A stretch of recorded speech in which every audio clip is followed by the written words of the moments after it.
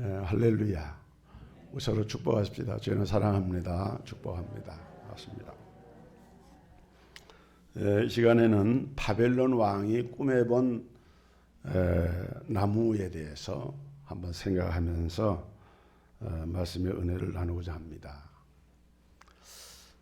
성경에 보면은 나무에 관한 이야기가 많이 나옵니다. 우선 창세기에 보면은 에덴 동산에는 생명나무가 있고 또 여러 가지 실과를 맺는 과일나무가 있음을 말하고 있죠. 그뿐 아니라 또 선악을 알게 하는 나무도 있습니다. 그래서 이 생명나무나 선악을 알게 하는 나무는 사실 우리 인생에 대단히 중요한 연관이 있는 그런 나무로 이제 나타나고 있는 것을 보게 됩니다. 그러다가 그 나무가 요한계시록 22장에 보면은 이 천국은 생명수의 근원이 이제 강 한 가운데로 이렇게 흘러가고 강 좌우편에는 생명나무가 있어가지고 12가지 실과를 달마다 맺는다. 이렇게 천국을 묘사하고 있는 것을 볼 수 있습니다. 또 요한복음 15장에 보면은 예수님께서는 나는 참 포도나무다. 그래서 우리 성경에서 이 나무에 대해서 설명하고 있는 이런 내용들이 우리 신앙과 우리 미래와 우리 장래에 굉장히 중요한 의미를 부여하고 있는 것을 볼 수가 있습니다. 주전 6세기경 당시 세계 최강의 제국이었던 바벨론 제국의 느부갓네살 왕이 꿈을 꾸게 됩니다. 느부갓네살이 꾼 꿈은 아주 기이하고 아주 불길한 예감이 드는 그런 꿈이었습니다. 왕이 꿈에 보니까 온 세상의 중앙에 한 나무가 자라기 시작을 하는데 이 나무가 점점 자라더니 나무 줄기가 튼튼해지고 가지와 잎사귀가 무성하게 자라기 시작하더니 얼마 되지 않아서 그 나무가 하늘 구름을 뚫고 하늘 꼭대기에 닿을 정도가 되었습니다. 이 나무가 얼마나 크고 탐스러운지 땅 끝에서 어느 곳에서도 그 나무를 볼 수가 있을 정도가 됐습니다. 또 그 나무는 보기에도 아름답고 많은 열매를 맺고 있고 그 다음에 그 나무는 들짐승도 그 아래서 힘을 얻고 새들도 거기에 깃들이고 그야말로 마치 온 세상이 그 나무를 중심으로 살아가는 것처럼 그렇게 아주 큰 나무였고 아름다운 나무였습니다. 자, 여기까지는 별다른 문제가 없는데 그 다음이 문제였어요. 갑자기 하늘로부터 한 순찰자, 이 순찰자를 거룩한 자라고 표현하기도 합니다. 이 순찰자가 내려오더니 큰 소리를 지르면서 말하기를 그 나무를 베고 그 가지를 찢고 그 잎사귀를 떨고 그 열매들을 해치고 짐승들은 도망가게 하고 새들은 다 쫓아버리라. 이렇게 합니다. 그리고 그 뿌리에 남아있는 그루터기는 철과 놋줄로 동이고 그것으로 들 청초 가운데 있게 하라. 그래서 그 그루터기가 하늘 이슬에 젖고 땅의 풀 가운데서 짐승으로 더불어 그 분량을 같이 하게 될 것이다.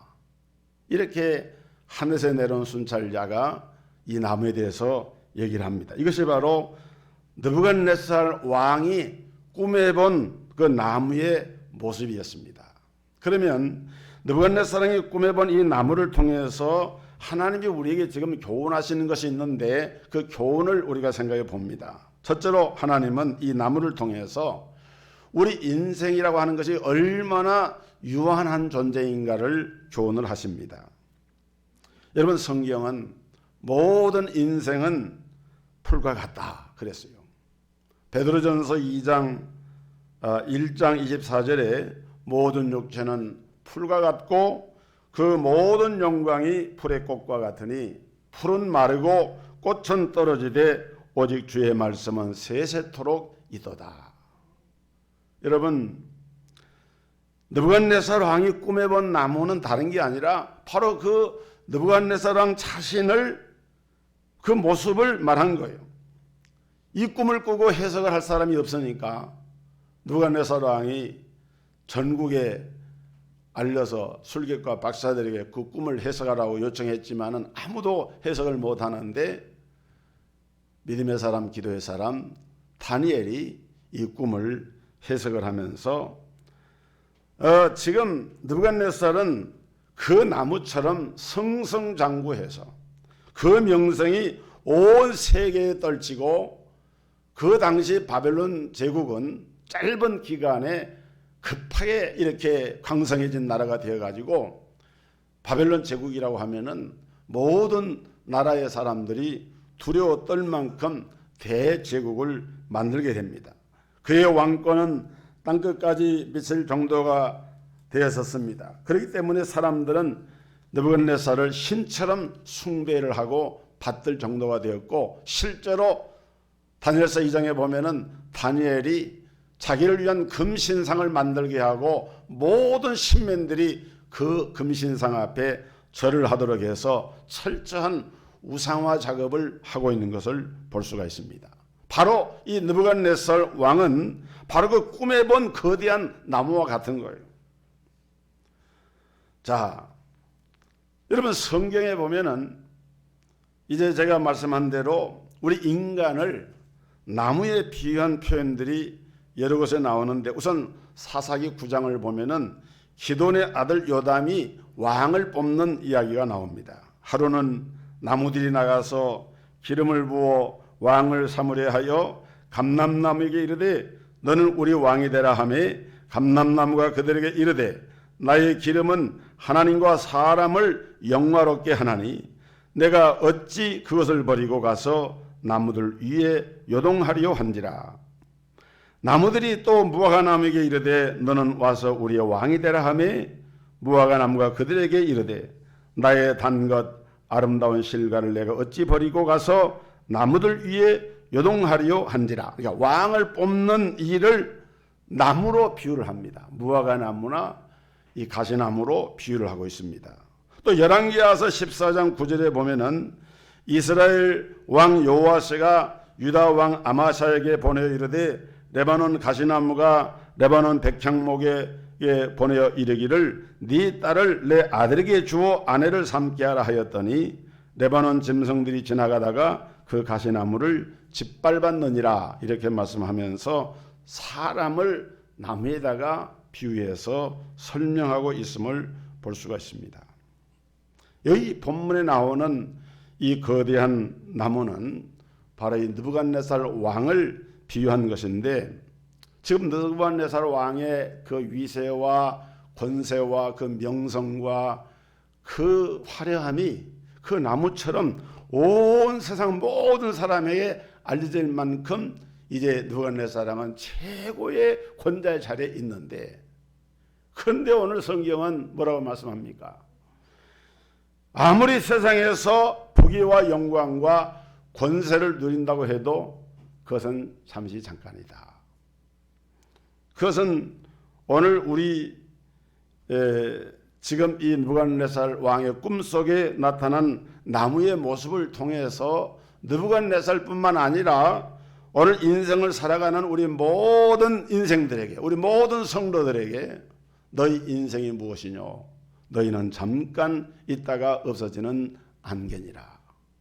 너희는 풀이나 나무 한 그루에 지나지 않는 그러한 유한한 그런 존재다라고 하는 것을 우리에게 교훈해주고 있는 것입니다. 마태복음 6장 29절에서 우리 예수님은 이렇게 말씀합니다. 내가 너희에게 말하노니 솔로몬의 모든 영광으로도 입은 것이 이 꽃 하나만 갖지 못하였느니라. 여러분, 솔로몬의 영광이 대단했죠. 그런데 예수님께서는 솔로몬의 영광을 드레핀 한 송이의 꽃의 영화로움에 미치지 못한다라고 말씀을 했어요. 여러분, 이것이 인생이고 이것이 인생의 성경이 말하는 인생의 모습이라는 거예요. 이것을 우리는 하나의 관념적으로 수사적으로만 이걸 느끼는 것이 아니라 아하, 그래, 내 인생의 삶이라고 하는 것도 하나님이 함께 하셔야 의미가 있는 것이지, 하나님 없는 인생이라고 하는 것은 바로 이 들에 핀 한 송이의 꽃이나 들에 피어났다가 시들어버리는 들풀에도 미치지 못하는 것이 우리 인생이다. 이러한 깨달음과 자각이 있기를 주의 이름으로 축복합니다. 두 번째로 하나님은 이 나무를 통해서 교만은 패망의 선봉이라고 교훈을 합니다. 자, 꿈속에 나타난 이 나무의 모습은 화려함을 넘어서 교만이 하늘 꼭대기까지 치솟아 있음을 보여줍니다. 본문 11절에 그 나무가 자라서 견고해지므로 그 고가 하늘에 닿았으니라 그랬어요. 우리 어쩌다가 산행을 하거나 아주 이런 숲 속에 길을 거닐 때가 있죠. 그러다 보면은 아주 울창한 그런 나무들이 하늘 찌르듯이 이렇게 솟아 올라 있는 그런 나무 밑을 걷다 보면은 야, 참 나무가 대단하다. 그런데 공중 하늘에 올라가서 이런 숲을 내려다보세요. 그러면은 그 숲의 모습은 내가 밑에서 이렇게 쳐다보던 모습과는 전혀 다른 모습입니다. 그냥 작은 초록의 하나의 그린 물감을 이렇게 올려놓은 것처럼 그럴 뿐이에요. 그런데 느부갓네살 왕을 상징하는 이 나무는 그런 정도의 나무가 아니라 이 나무가 구름을 뚫고 하늘에 치솟아 있는 그런 모습으로 웅장한 그런 나무로 서 있는 거예요. 여러분, 아무리 나무가 큰들 하늘 꼭대기까지 닿아서야 되겠습니까? 나무는 나무로서 자기의 위치를 지킬 때 나무다운 것이지, 나무가 구름을 뚫고 하늘로 올라가는 것은 그건 정상적인 나무의 모습이 아닌 것이죠. 그러니까 이것은 무언가 잘못되었다라고 하는 증거인데, 느부갓네살 왕은 자신의 부귀영화로 인하여서 자신도 모르게 지금 하늘 높은 줄을 모르고 교만에 빠져있는 왕의 실상을 이렇게 나무로 비유해서 말씀하고 있는 것입니다. 그 증거가 뭐냐? 이제 말씀한 것처럼 자기의 신상을 세우게 하고 백성들로 하여금 거기서 절을 하도록 했습니다. 이것이 어찌 사람으로서 할 일입니까? 신적인 권위에 대한 도전인 것이죠. 그래서 잠언 기자는 잠언 16장 18절에 교만은 패망의 선봉이요 거만한 마음은 넘어짐의 앞잡이니라, 그렇게 말씀을 했어요. 여러분, 느부갓네살은 사람이면서 하나님의 영광의 자리를 탐한 사람이었습니다. 그는 교만하여 월권하였기 때문에 패망을 당할 수밖에 없게 되었습니다. 오늘 본문 13절에 한 순찰자, 한 거룩한 자가 하늘에서 내려왔는데 그가 소리질러 외쳐 이르기를 그 나무를 베고 그 가지를 찢고 그 잎사귀를 떨고 그 열매를 해치고 짐승들로 그 아래서 떠나게 하고 새들을 그 가지에서 쫓아내라, 이렇게 말씀을 하고 있어요. 여러분, 이 나무는 키가 하늘 꼭대기까지 닿기 때문에 베어버림을 당합니다. 가지가 온 세상을 덮을 것처럼 무성하기 때문에 가지가 찍힘을 당합니다. 이 권세는 순식간에 어디론가 사라져버리고 그는 사람들에게 쫓겨서 들짐승들과 함께 거하는 신세가 되고 맙니다. 다니엘이 이 느부갓네살의 꿈을 해석해 주면서 그것을 경고로 받아들여서 이제라도 회개하고 공의로서 통치할 것을 당부를 하게 됩니다. 27절에 보면은 그런즉 왕이여, 나의 간하는 것을 받으시고 공의를 행함으로 죄를 속하고 가난한 자를 궁일히 여김으로 죄악을 속하소서, 그리하시면 왕의 평안함이 혹시 장구하리이다 하였느니라 하고 다니엘이 느부갓네살 왕에게 회개를 촉구를 합니다. 그런데 우리가 이 다니엘서를 전체를 보면은 이 다니엘의 가난한 말을 이 느부갓네살 왕은 받아들이질 않아요. 회개하지 않았습니다. 결국은 이 모든 일을 고통을 당한 후에 느부갓네살은 위풍당당한 그 권세와 지위를 박탈당하고 수모를 겪고 나서야 비로소 그는 고백을 합니다. 다니엘 4장 37절에 보면은 무릇 교만하게 행하는 자를 그가 능히 낮추심이니이다. 여러분 다니엘서를 보면은 느부갓네살 왕의 아들이 벨사살 왕이에요.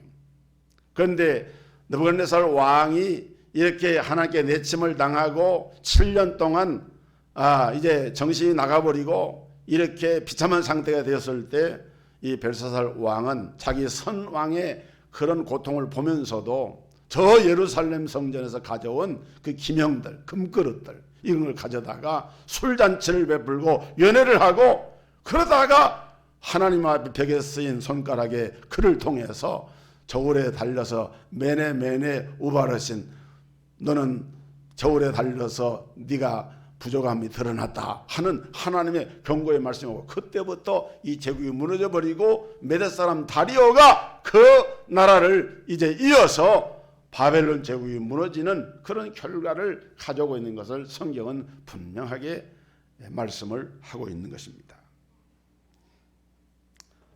여러분 교만한 나무를 찍어버리듯이 하나님은 교만한 사람을 반드시 찍어버리십니다. 교만한 정치 지도자, 교만한 종교 지도자, 교만한 인생은 그 누구라도 패망을 당하고 만다는 것이 성경의 교훈입니다. 여러분 사울왕이 왜 버림을 받았습니까? 다른 이유가 아닙니다. 교만함 때문이에요. 사실 우리가 성경에 보면은 사울왕과 다윗왕을 이렇게 비교를 해보지 않습니까? 그러면은 다윗은 사실 실수가 많은 사람이었어요. 단순한 실수가 아니고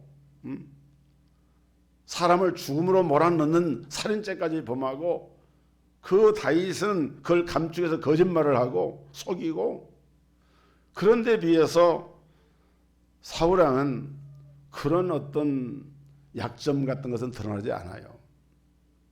오히려 사울왕의 이 범죄는 다른 것이 아니고 교만함이었습니다. 교만했어요. 그는 왕권이 강화되면서 스스로 권력에 취해서 하나님께 돌릴 영광을 자신이 취하고 하나님의 명을 거역하는 불순종과 교만의 채로 나아간 거예요. 그래서 하나님이 그 사울을 버리시는 거예요. 그런데 반면에 다윗은 실수도 많고 허물도 많았지만은 다윗은 어떤 경우라도 하나님께 돌릴 영광을 가로채거나 교만한 마음을 품지 않았습니다. 죄를 지적을 당할 때 회개했어요. 눈물로 금식하면서. 그러므로 하나님은 그러한 다윗을 끝까지 붙들어 주신 것을 볼 수가 있습니다. 사랑하는 성도 여러분, 이 시간 저와 여러분도 우리 자신을 한번 돌아보면서 나의 모습 속에 느부갓네살 왕이 본 나무의 모습과 같은 이런 자고하는 마음이 내게 있지 아니한가? 하나님의 말씀을 거역하는 그런 마음이 있지 않을까? 나의 교만이 하나님 보시기에 하늘 꼭대기까지 치솟아 있는 그런 모습을 드러내지 아니한가? 하나님께로부터 베어버림을 당하기 전에 우리는 스스로 내려앉아서 하나님 앞에 겸비한 자세를 가져야만 하는 것입니다. 세 번째로 우리 하나님은 이 나무를 통해서 모든 권세는 다 하나님께 있음을 교훈을 하십니다. 오늘 본문 17절에 곧 인생으로 지극히 높으신 자가 인간 나라를 다스리시며 자기 뜻대로 그것을 누구에게든지 주시며 또 지극히 천한 자로 그 위에 세우시는 줄을 알게 하려 함이니라. 여러분, 인간 나라를 다스리는 진정한 통치자는 세상의 왕들이 아니라 세상의 대통령이 아니라 하나님이시다라고 말하고 있는 것이 지금 다니엘이 얘기하고 있는 것이고 다니엘서 전체가 얘기하고 있는 것이고 또 성경 전체가 이 사실을 말씀을 하고 있어요. 다니엘서 5장 21절에 보면은 지극히 높으신 하나님이 인간 나라를 다스리시며 자기의 뜻대로 누구든지 그 위에 세우시는 줄을 알기까지 이르게 되었나이다. 다니엘 4장 26절에도 또 그들이 나무 뿌리에 그루터기를 남겨두라 하였은즉 하나님이 다스리는 줄을 왕이 깨달은 후에야 왕의 나라가 견고하리이다 그랬어요. 그러니까 세상의 통치자들은 전능하신 하나님, 모든 권세의 근원이 되시는 하나님이 부여하신 그 권세를 이임받은 대자일 뿐이라는 거예요. 여러분, 세상 나라는 변화무쌍하고 언젠가는 쇠하여 갑니다. 지금 문재인 정부, 박근혜 정부, 또 이명박 정부, 노무현 정부, 김대중 정부, 김영삼 정부, 문민화가 이루어진 김영삼 정부 이후의 대통령들하고 그 이전에 있었던 국보위 시절의 최규하 대통령, 박정희 대통령, 허정 내각, 그 다음에 이승만 대통령, 우리나라에 이렇게 수를 세보니까요 현대사에 대통령이 11명이 나왔어요. 근데 어느 한 대통령도 불행하지 않은 대통령이 없어요. 인간적으로 볼 때. 여러분, 세상 나라는 변화무쌍하고 언젠가는 쇠하여 갑니다. 그러나 하나님의 나라와 하나님의 권세는 견고합니다. 영원합니다.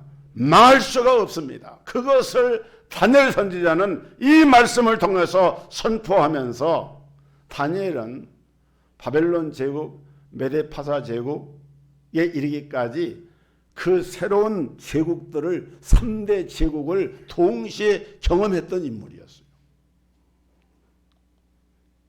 그는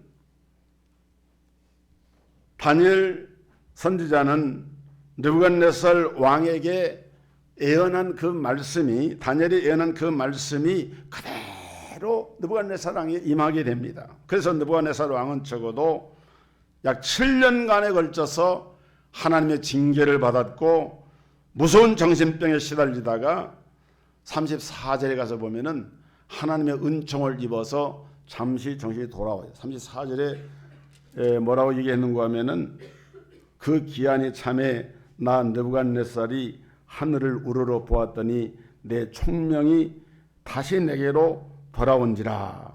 그러고서 이때 이제 정신이 차려가지고 뭐라 합니까? 이에 내가 지극히 높으신 자에게 감사하며 영생하시는 자를 찬양하고 존경하였노니 그 권세는 영원한 권세요 그 나라는 대대에 이르리로다 하고 그 막강한 거대한 나무로 상징되어지던 느부갓네살이 하나님의 권세와 이름 앞에 다니엘을 통해서 알게 된 하나님 앞에 무릎을 꿇고 하나님 앞에 그 사실을 고백하고 있는 모습을 볼 수가 있습니다. 여러분, 우리 하나님은 살아계신 하나님이십니다. 지금도 국가의 흥망성쇠를 당신의 절대적인 주권을 가지고 행하고 계시는 하나님이십니다. 내가 이제 조서를 내리노라. 내 나라 관할 아래 있는 사람들은 다 다니엘의 하나님 앞에서 떨며 두려워할지니 그는 사시는 하나님이요 영원히 변치 않으실 자시며 그 나라는 망하지 아니할 것이요 그 권세는 무궁할 것이요 라고 말씀을 했습니다. 그러므로 사랑하는 성도 여러분, 저와 여러분들은 하나님의 나라, 그 하나님의 왕국을 소망을 두고 살아야 할 줄로 믿습니다. 그 나라는 영원히 망하지 않습니다. 우리 하나님은 영원히 변치 않으십니다. 그 권세는 영원 무궁하십니다. 다니엘서 7장 18절에 지극히 높으신 자의 성도들이 나라를 얻으리니 그 누림이 영원하고 영원하리라. 오늘 여러분, 이 인간 세상사의 모든 것들은 마치 풀과 같고 한 구리의 나무와 같습니다. 꿈속에서 큰 나무가 쓰러지는 것을 보면서 오늘 우리는 이 세상 나라들이 쓰러져 가는 모습을 볼 수가 있어요. 인생살이에 한 푸의 풀과 같다는 생각이 안 들 수가 없는 거예요. 그처럼 찬란했던 이 바벨론의 영광의 모습이 마치 시드는 풀의 꽃과 같고 그 밑둥이 잘려서 쓰러져 버린 나무와 같이 그 화려했던 왕들이나 대통령들이나 위정자들이 한 시대를 풍미했지만은 그러나 그 시대 끝이 나면은 초라한 모습으로 돌아가는 걸 보면서 다니엘이 다니엘서 2장 44절에 이 열왕의 때에 하늘에 하나님이 한 나라를 세우시니, 이 한 나라가 나오죠. 이것은 영원히 망하지도 아니할 것이요 그 국권이 다른 백성에게로 돌아가지도 아니할 것이요 도리어 이 모든 나라를 쳐서 멸하고 영원히 설 것이라. 여러분, 우리 하나님의 나라는 영원한 나라입니다. 그 나라는 영원한 나라예요. 오늘 바벨론 왕 느부갓네살의 꿈에 본 나무는 인생의 유한함을 교훈합니다. 교만은 패망의 선봉임을 교훈합니다. 모든 권세는 다 하나님께 속해 있는, 하나님이 주셔야만 누릴 수 있다고 하는 이 사실을 우리에게 보여주고 있습니다. 바라기는 오직 하나님 나라를 바라보면서 여러분의 삶 가운데 부닥치는 현실의 어려움이나 고난이나 시험이나 환난이나 이런 것들에 마음을 연하게 해서 쓰러지거나 낙담하는 것이 아니라 사도 바울이 고백한 대로 나는 하나님의 나라를 믿음으로 바라본다. 오늘 이러한 하나님 앞에 소망 중에 줄구하는 성도들이 되시기를 주님의 이름으로 축복합니다. 기도하겠습니다.